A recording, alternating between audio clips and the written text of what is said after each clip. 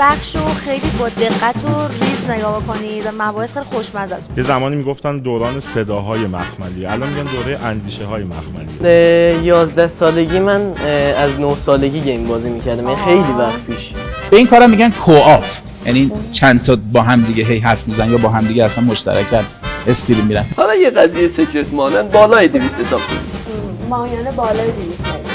شما اگه حرف درستی بزنی، حالا اون سر و شکل هم خیلی درست نباشه، مخاطب میشینه نگاه میکنه. هیچ امکاناتی نمیخواد، هیچ چیزای سختی نمیخواد برای شروع کردن. زامبی منو به اسم صدا زد، هنوز باورم نمیشه. این دیگه همون مدل شبکه‌های اجتماعی دیگه است دیگه. که مثل این ماهی که به قلابه گیر میکنه میکشش بیرون، مخاطب هم اگه این قلابه بهش گیر کنه این اتفاق میفته. ببین آقای که الان فرار بکنه.